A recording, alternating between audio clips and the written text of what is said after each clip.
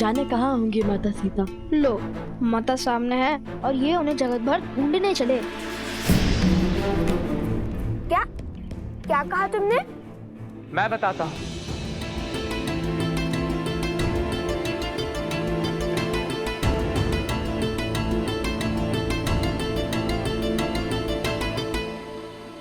त्रिवेणी धाम।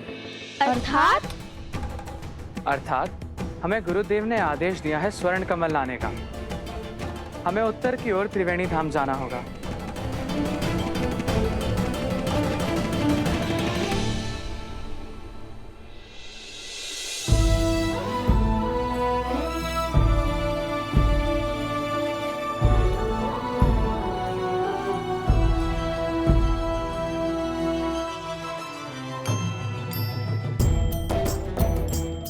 उत्तर की ओर त्रिवेणी धाम की ओर बढ़े।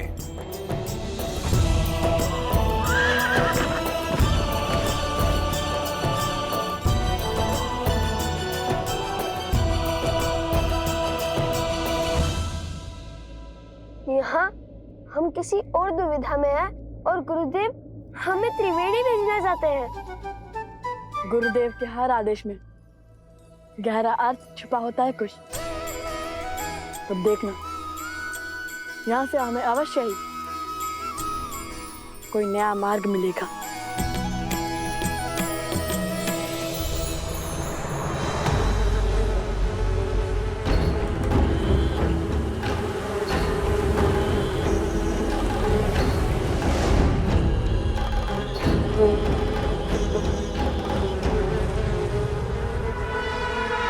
क्या सूचना लाए हो?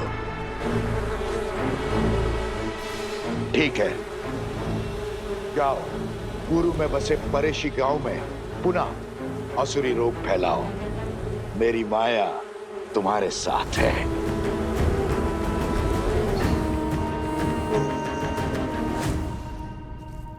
भैया, आज शुक्ल पंचमी है। यज्ञ के अश्व को मुक्त कर दिया होगा अयोध्या से।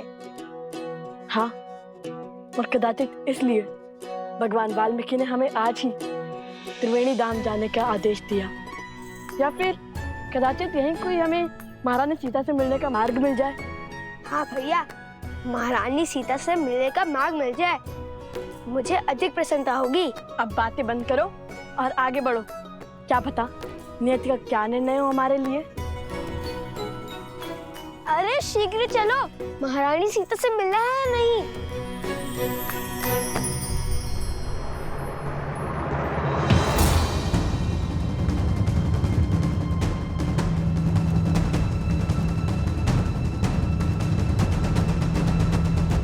माताओं के गौतम ऋषि के आश्रम में जाने के पश्चात इस महल से बड़े बूढ़ों की छाया उठ चुकी है। आप दोनों का है आने के लिए कोटि कोटि धन्यवाद। यदि आपका मार्गदर्शन ना होता तो अश्वमेध यज्ञ का इतनी सरलता से आरंभ ना होता।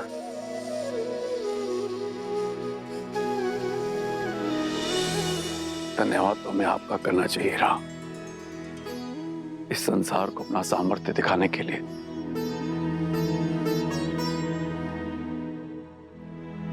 अब हमें आज्ञा दीजिए, चलते हैं।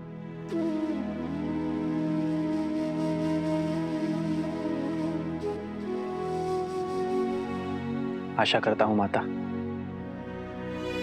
आपसे शीघ्र ही मिलना होगा। माता, मन में संदेह नहीं, हर्ष लेकर जाइए।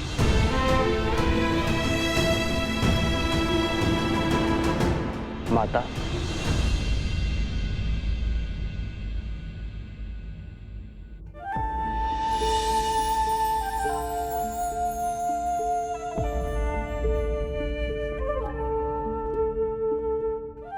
बैठिए माता।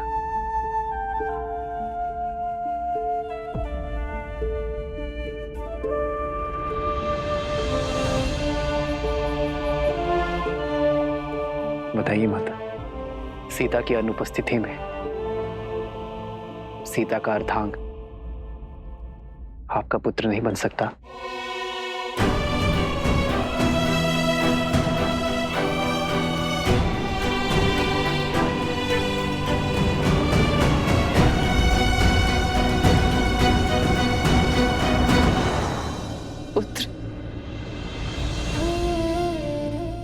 मेरे मन के भावों को उचित पढ़ा है। कुछ समय में जो कुछ भी हुआ, उस कारण मेरे मन में एक प्रश्न पुनः जाग उठा है, जो मैंने कभी त्याग दिया था।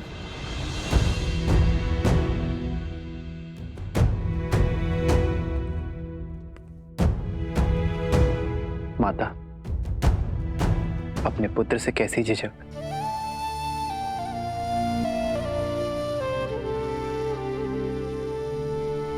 मेरी सीता का वनवास कब पूर्ण होगा राम? कब मेरे हृदय में बसने वाली मेरी पुत्री मेरे नेत्रों के समक्ष होगी? कब इस मुहूर्त के स्थान पर मेरी सीता मेरे समक्ष आएगी राम? उसकी कोई सूचना, कोई समाचार सुनने के लिए मेरा मन व्याकुल है राम। मेरा देह, मेरी आत्मा मेरी सीता के लिए तड़प रही है। एक बार, केवल एक बार मेरे आस के दीप को आपके वचन की अग्नि दे दीजिए राम।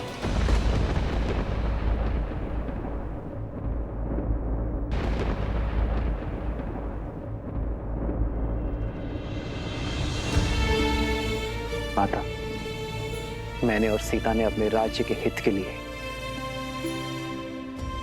अपना स्वार्थ और साथ त्यागा है।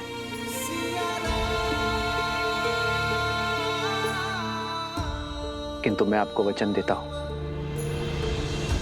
यदि मेरे इस निर्णय पर मुझे पुनर्विचार करने का कोई भी कारण मिलेगा, तो मैं अपनी सीता को खोजने अवश्य जाऊंगा।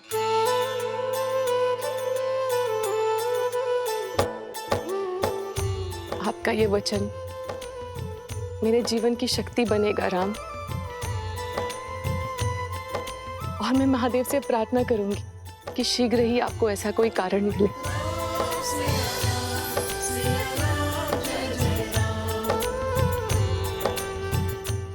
माता, अपनी पुत्री के वियोग के दुख में डूबी एक माता की इच्छा महादेव अवश्य पूरी करेंगे।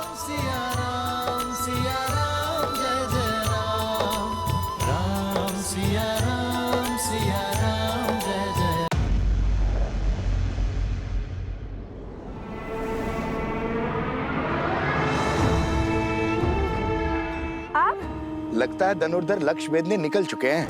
अवश्य। और वैसे भी जिनके गुरु साक्षात भगवान वाल्मीकि हो, उन्हें कैसा विलंब? अर्थात उन्होंने तुम्हें महारानी का पता बता दिया है, या अश्व पकड़ने का मार्ग? नहीं तो ज्ञानी कभी सीधा मार्ग नहीं बताते।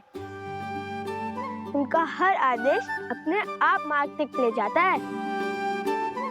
और अभी हमारे गुरुदेव ने त्रिवेणी धाम जाने का आदेश दिया है। महारानी तक पहुंचने का मार्ग तो वहीं से मिलेगा। जय हो भगवान वाल्मीकि की। मेरी मंशा पूर्ण करने की कृपा करे ऋषि कुमार। मैं भी देवी सीता के दर्शन करना चाहता हूँ, मुझे भी साथ ले चले। देखिए, मैं भोजन पका लेता हूँ, मार्ग भी सभी जानता हूँ, और पूरा जीवन इसी क्षेत्र में बिताया है मैंने।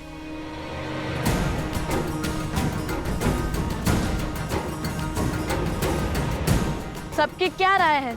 सब अपना अपना मत बताइए।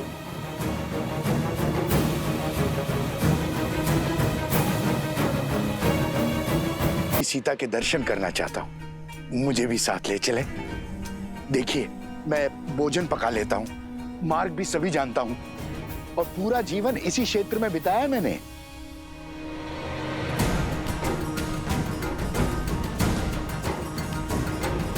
सबकी क्या राय है?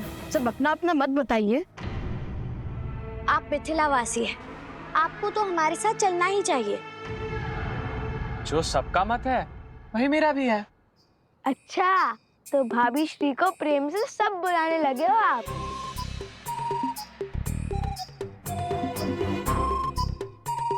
अब चलो भी, अन्यथा लव भैया कहेंगे शीघ्र चलो शीघ्र चलो।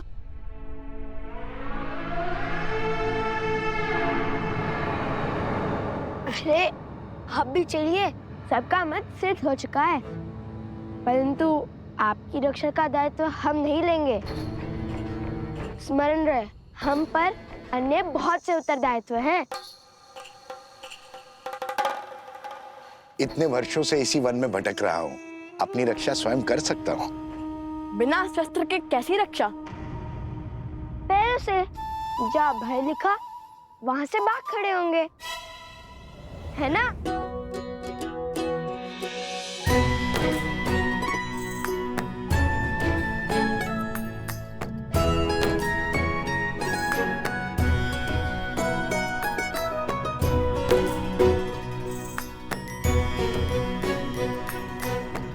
यहाँ तो 2 रास्ते हैं, किस ओर जाना है भैया?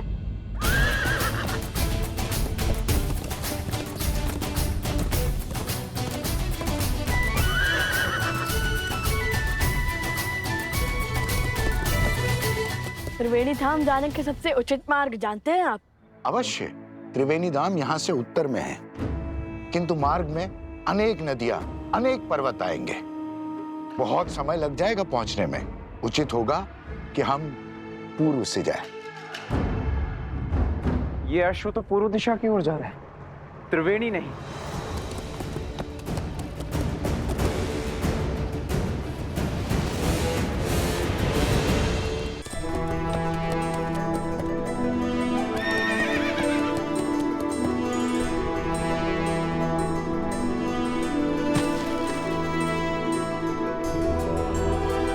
हे अश्व, इस ओर चलिए। महाराज का आदेश है, आपको त्रिवेणी धाम जाना है।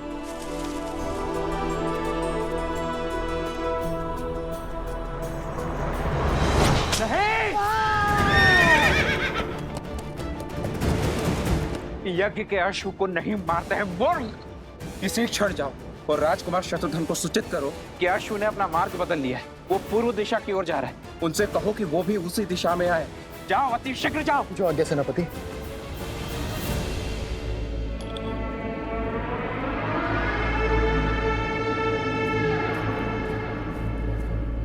ये लीजिए। अब आप मिथिला से हैं ना, और आपके पिताश्री राजदूत भी हैं, तो आप मेरे पिताश्री त्रिकाल शर्मा को जानते ही होंगे। हाँ हाँ अवश्य, हम तो साथ ही पढ़े थे ऋषि श्रृंगा के गुरुकुल में। विवाह के बाद एक पुत्री का जीवन और घर कितना बदल जाता है ना। बहुत स्मृति आती है मुझे पिताश्री की। आती ही होगी, जिस आंगन में जन्म लिया उसे छोड़ आना सरल थोड़ी होता है। किंतु उनका तो सोचो, जिनके पिता उनके पास नहीं है।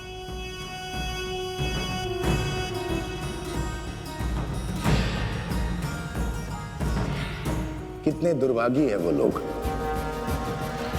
अरे और कितना समय लगेगा भोजन में महाशय? पात्र से धुआं आ रहा है। आप भोजन पका रहे हैं या यज्ञ कर रहे हैं? जितनी देर में आप ये भोजन पका रहे हैं, इतनी देर में मैं खाकर पचा भी लेता। बस बस, तैयार हो गया धनुर्धर ऋषि कुमार।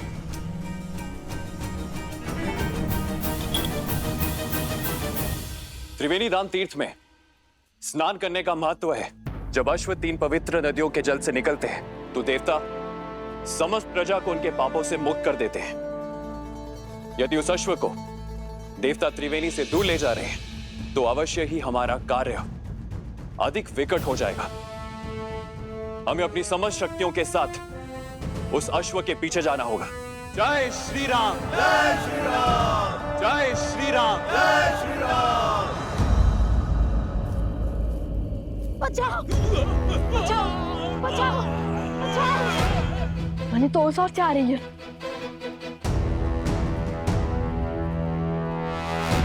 भागो, भागो, बचाओ, बचाओ, भागो, भागो, भागो, भागो। तो कष्ट में लगता है। बचाओ, बचाओ, बचाओ, बचाओ। अरे आप सब बताएंगे? आप सब इतने भयभीत क्यों हैं? कहाँ भाग रहे हैं? कोई बताएगा? हमारे गांव पर इसी को किसी राक्षसी माया ने घेर लिया है। सभी किसी विचित्र रोग से ग्रसित हो रहे हैं। हम ऋषि हरित को खोज रहे हैं क्योंकि उन्हीं के पास इस रोग का उपाय है। ठीक है, ठीक है, जन लाओ इनके लिए।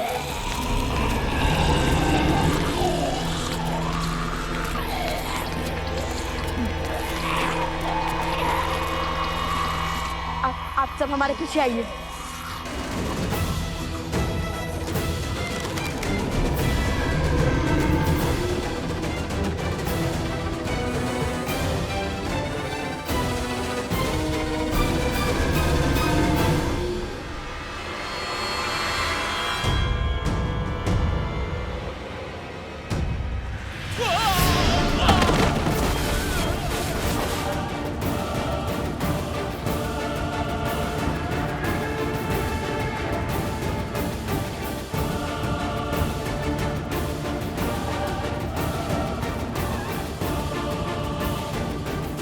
पूर्व में बसे परेशी गांव में पुनः असुरी रोग फैलाओ।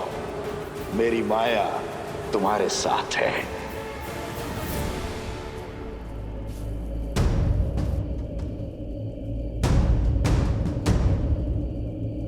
इस घने धुएं में तो कुछ दिखाई नहीं दे रहा भैया।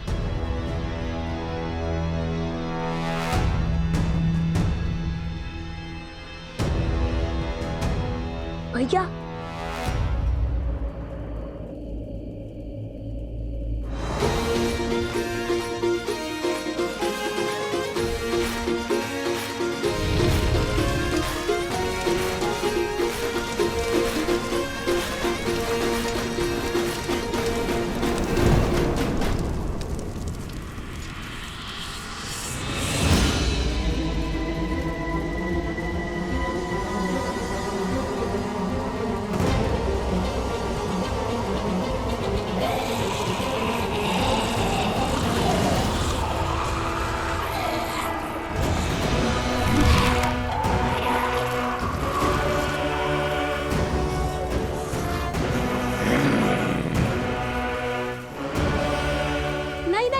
इन्हें मत मारिए।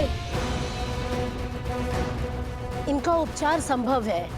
ये मलिन आत्माओं के नियंत्रण में है और मानवों के रक्त के प्यासे हैं।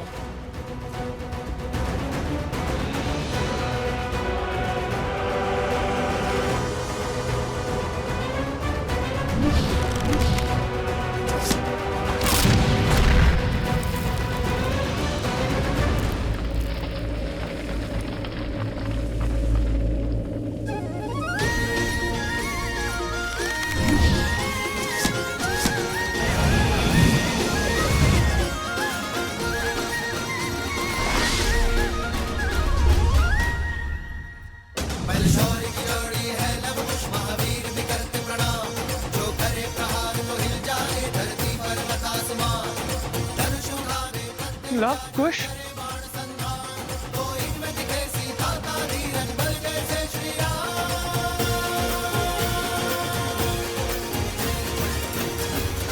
ऋषि हरित ने इनका क्या उपचार किया था?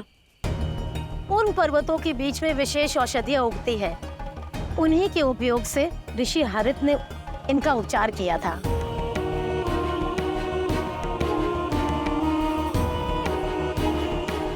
आप उपगुरु अवत्सदा और भाभी श्री प्रसूता के साथ ऋषि हरित के पास जाइए। हम औषधि लेकर आते हैं। और महर्षि आप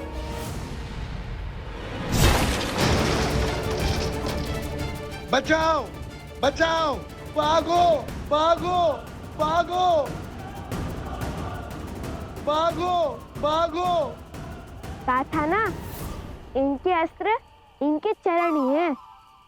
जहाँ भय लगा वहाँ भाग खड़े होंगे। पहले हमें इन्हें रोकना होगा, अन्यथा हमारे जाते ही ये आसपास के अन्य गांवों पर आक्रमण कर देंगे। क्या करे भैया, यदि ये असुर होते तो लक्ष्मण रेखा खींचकर इन्हें सीमा में बांध देते, किंतु ये तो असुर भी नहीं है। तुम सदा अनजाने में ही उचित युक्ति सुझाते हो कुश। असुर नहीं तो क्या हुआ, हम इनके आसपास एक अभिमंत्रित रेखा तो खींच ही सकते हैं ना। जो अशुद्ध होते हैं उन्हें सदा शुद्धता से, पवित्रता से संकट होता है।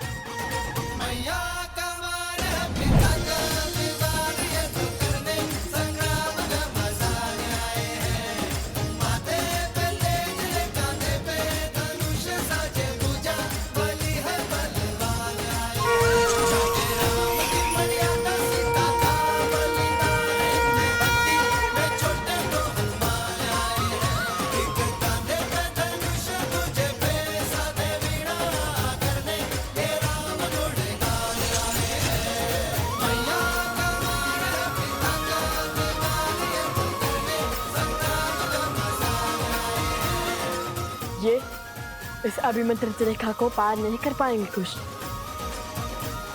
आप सब शीघ्र जाइए। सोमकरण, कुश, चलो।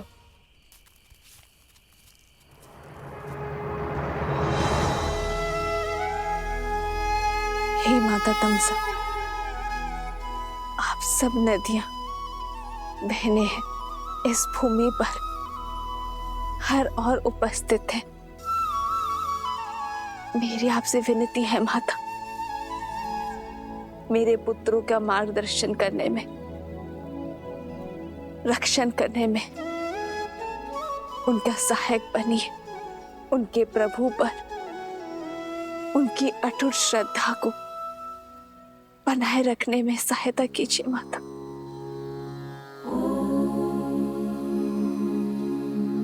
जलनीता पूजनम महानदी देवतानां यथा सर्वाणि देवी सीता, प्रीयन्ते तथा तामसः। जलनीता पूजनम महानदी देवतानां यथा सर्वाणि नद्यः प्रीयन्ते तथा तामसः। भूमि की हर नदी जानती है कि आप भूमि देवी की पुत्री सीता भूमिजा है और आपकी संतानों की सुरक्षा हमारा दायित्व है। माता, त्रिवेणी धाम में सभी महानदियां आपके पुत्रों को अपना आशीर्वाद देने हेतु उपस्थित होंगे, किंतु जैसे हम स्वयं किसी घड़े तक नहीं जाती, आपके पुत्रों को हमारा आशीर्वाद प्राप्त करने के लिए नदी में स्वयं स्नान करना होगा। आपका कोटि कोटि धन्यवाद माता। आपके शब्दों ने मेरे मन में आशा की ज्योत जलाई है।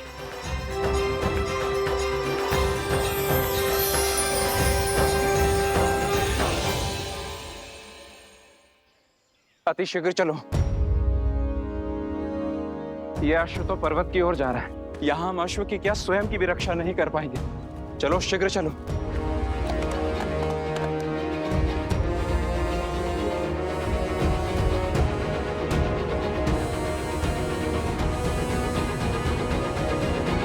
संकल्प है माता सीता को खोजने का। महत्वाकांक्षा है यज्ञ के अश्वों को बांधने की। प्रवास है स्वर्ण के कमल लाने के लिए। सज है इनकी रक्षा करने के लिए।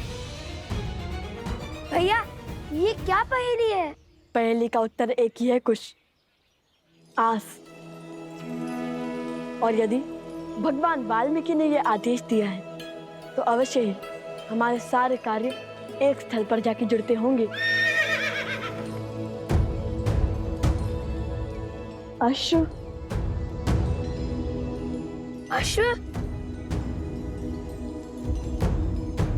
इसके ऊपर तो छत्र है, कहीं ये अश्वमेध का अश्व है।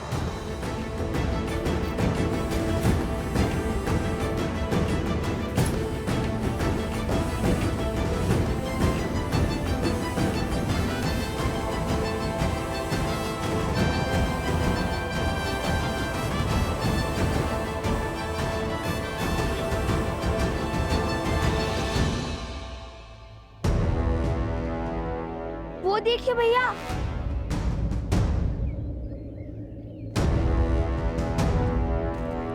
राक्षस लगते हैं। अश्व के लिए आए हैं। चलाइए तीर और कर दीजिए इन्हें परास्त। ध्यान से देखो, वे सैनिक हैं और हम सैनिकों पर आक्रमण नहीं कर सकते, किंतु अश्व के लिए केवल इतने सैनिक।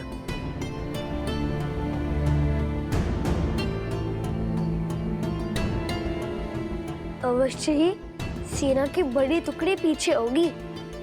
हमें उनका सामना भी करना होगा। समय कम है भैया, हमें औषधि भी लानी है और स्वर्ण कमल भी। यदि इन्हें ज्ञात ही ना होता कि ये अश्व हमारे पास आ गया है तो कितना अच्छा होता।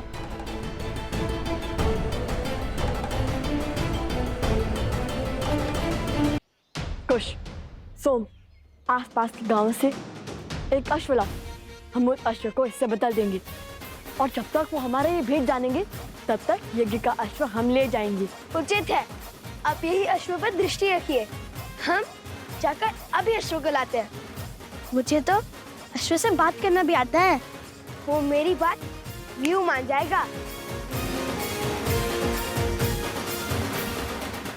अश्व मिल गया, अब चलकर श्री राम से प्रश्न करेंगे। लक्ष्मण, संसार को कालांतर तक गौ पूजा स्मरण रखनी चाहिए। वेदों में भी गौ सेवा को सबसे पवित्र माना गया है। गौ के चरणों में तो देवता भी निवास करते हैं। और जिस प्रेम से गौ अपने शिशु का पालन करती है, उसी प्रेम से संसार को भी पालती है। गौ केवल एक पशु नहीं, वो हमारे लिए माता समान है, जो निस्वार्थ अपने दूध से संसार का पोषण करती है। जिस स्थान पर गौ का सम्मान होता है, वो स्थान कभी निर्धन या भूखा नहीं रहता। इसलिए गौ के लिए प्रेम और सेवा केवल हमारा कर्तव्य ही नहीं, हमारे जीवन का आधार भी है। श्री राम श्री राम श्री राम।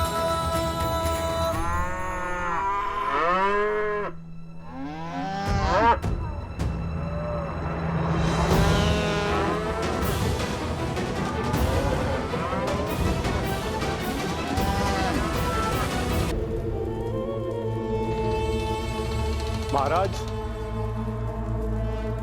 महाराज, अश्वमेध यज्ञ के कारण अयोध्या की प्रजा फिर से उस राम की ओर समर्पित हो रही है। मेरे अथक प्रयासों के बाद भी मैं उनके मन को विचलित नहीं कर पा रहा हूं। और कितना समय लेंगे आप महाराज? समय बड़ा चंचल होता है बानासुर, वो किसी के वश में नहीं आता है। मेरे भ्राता दशानंद रावण को भी लगा था कि वो समय के अंत तक जीवित रहेगा, पर देखो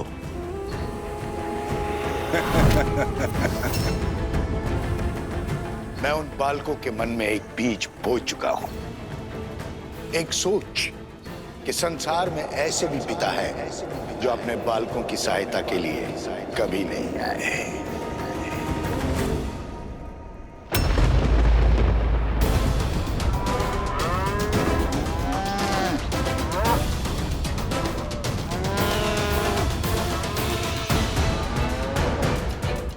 गौ माता का क्रंदन तो अनिष्ट का सूचक होता है। अब इन बालकों को जब पता चलेगा कि श्री राम ही उनके पिता है, जो उनके लिए कभी नहीं था, तब छिड़ेगा युद्ध। कि संसार में ऐसे भी पिता है जो अपने बालकों की सहायता के लिए कभी नहीं आए। अब मेरे प्रकोप से वो दोनों अपनी पराजय का दोष अपने पिता को देंगे। और यदि विजय हुए तो तो उनके मन में अहंकार को स्थान दूंगा।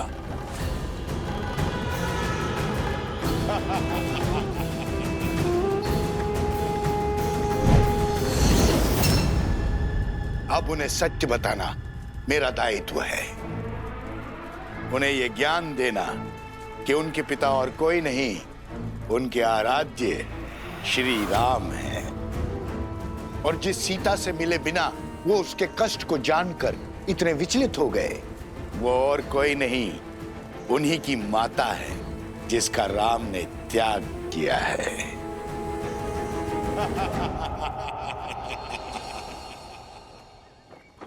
गौ का रुदान भले ही अशुभ संकेत हो, किंतु ये बात स्मरण रहे कि हर संकट हमें सीखने का और कर्मों में सुधार लाने का अवसर देता है। और जैसे आर्य सुमंत ने बताया कि गौ के रुदान का कारण उसके बछड़े से उसका विरह था, जिसे शीघ्र ही ढूंढकर उसकी माता से पुनः मिलाने का आदेश है। महाराज, ये तो नहीं पता कि आपने ऐसा क्यों किया, किंतु क्या शत्रुघ्न को अश्व से दूर रखने का आदेश उचित है? शक्तिशाली राष्ट्र सबसे पहले आक्रमण नहीं करता भरत। और जिस राजा की अयोध्या के अश्वमेध यज्ञ को चुनौती देने की इच्छा है, उसे भी तो युद्ध के लिए सज्ज होने का अवसर मिलना चाहिए। और यदि इस बीच किसी कारणवश अश्व की मृत्यु हो जाए तब क्या होगा? अश्व की मृत्यु तभी संभव है जब यज्ञ देवता कुपित हो। यज्ञ देवता का प्रभु श्री राम पर कोपित होना तो असंभव है। संभव है। असंभव? जितनी पवित्रता से भैया ने ये यज्ञ करवाया है, यज्ञ देवता का कुपित होना असंभव है गुरुदेव। यज्ञ में दी आहुति यदि यज्ञ देवता ने न स्वीकारी तो वो कुपित होंगे। परंतु यज्ञ देवता आहुति स्वीकार करेंगे क्यों नहीं? क्योंकि यज्ञ में मंत्रोच्चार केवल महाराज राम ने किया है, उनकी पत्नी ने नहीं। परंतु महारानी की मूर्ति मंत्रोच्चार कैसे कर सकती है?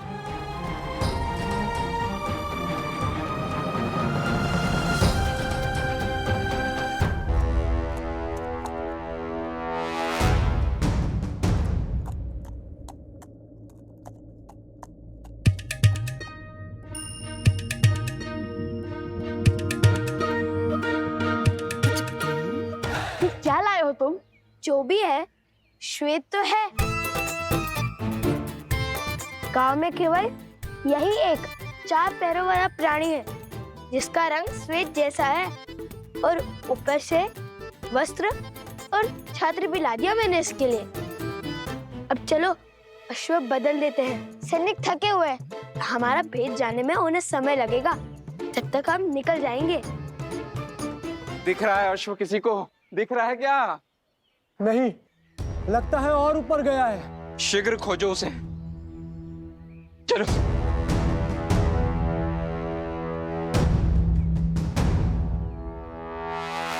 हमें सैनिकों का ध्यान भटकाना होगा। जो आ गया भैया, आप अश्व को पकड़िए, मैं अश्व की ध्वनि निकालता हूँ, उनका ध्यान भटकाता हूँ। ये अश्व की ध्वनि है या फिर गधे की? पर भैया गधा तो डी चौ करता है।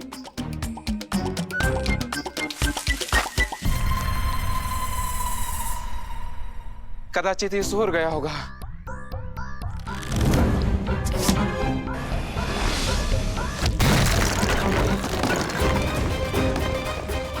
ये ईश्वर क्या ध्वनि है?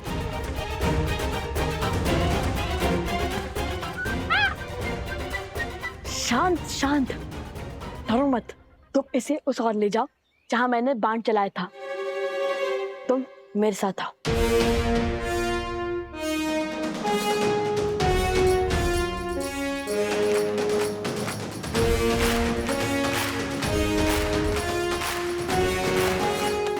स्मरण है ना हमें अश्व को कैसे रोकना है? कैसे रोकना है? ये बात कब हुई? तो तुम्हें क्या लगता है भगवान वाल्मीकि ने हमें मिथिला के प्रवास के लिए क्यों भेजा था?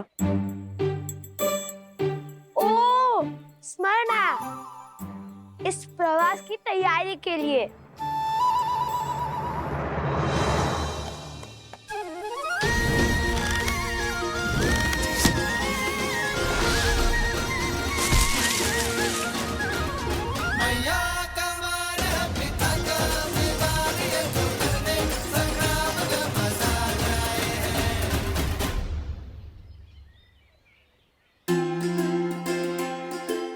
सीताराम भैया, ये तो वही अश्व है। राम सिया राम जय जय राम। राम सिया राम जय जय राम। कदाचित इसका हमारा और सीताराम का कोई ना कोई संबंध अवश्य है। क्यों मित्र, हम स्मरण है ना? उस गधे से भय तो नहीं लगा?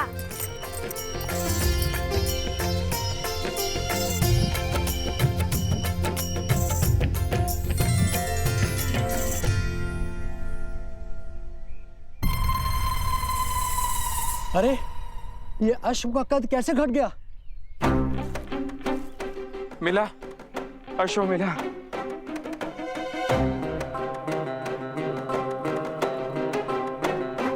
रंग भी बदला बदला सा लगता है। इस काले पर्वत में उसका रंग धूमिल सा हो गया होगा। पर इस पर छत्र तो है, पर अश्व जैसा नहीं है। एक ही वाक्य में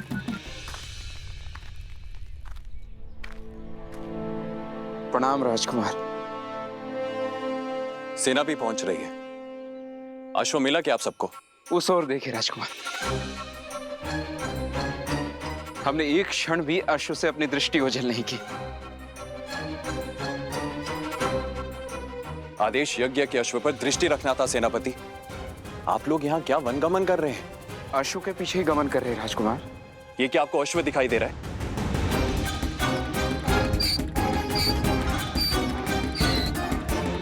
ये एक गधा है आप ही की तरह सेनापति। आप अयोध्या लौट जाइए। सैनिकों, हमें शीघ्र ही अश्व ढूंढना होगा। भैया औषधि नहीं, हम अभी नहीं ला सकते। वो देखो, पर्वत पर सैनिक है, हम पकड़े जा सकते हैं। सर्वप्रथम हम स्वर्ण कमल लेकर आते हैं, फिर इसको पास के किसी गांव में छुपा देंगे।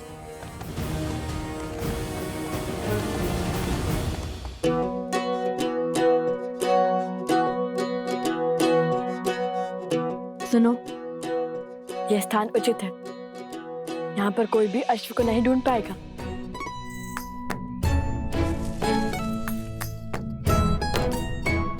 अब ठीक है, अब तुम खाओ पियो विश्राम करो, लेकिन ध्वनि मत करना, ठीक है? ध्वनि मत निकालना।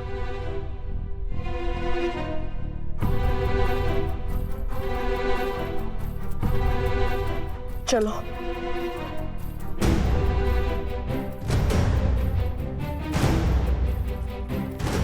अरे अब क्यों छुप रहे हैं हम? अब तो अश्व भी नहीं है हमारे साथ। यदि सैनिक ने हमें देख लिया, तो हमसे प्रश्न किया, तो वन देवी के पुत्र सत्य थोड़ी ना कहेंगे।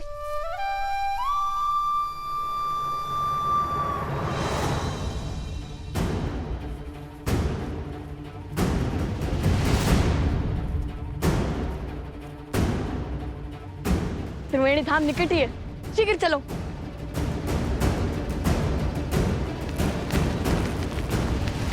ऋषि कुमार,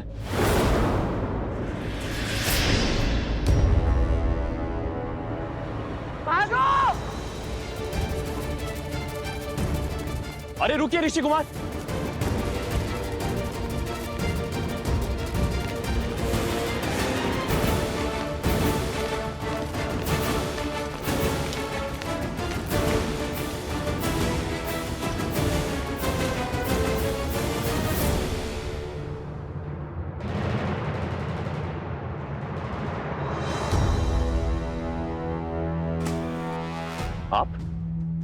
आपको तो मैंने अयोध्या में देखा था। और क्या वो ऋषि कुमार वही हैं जिन्होंने अयोध्या में गान किया था? क्या आप क्या कहना चाहते हैं? नहीं, वो नहीं है। तो फिर वो दोनों भागे क्यों? क्योंकि वो असत्य नहीं बोल सकते, किंतु मैं बोल सकता हूँ ना। आपने क्या हमारे अश्वमेध के अश्व को कहीं देखा है?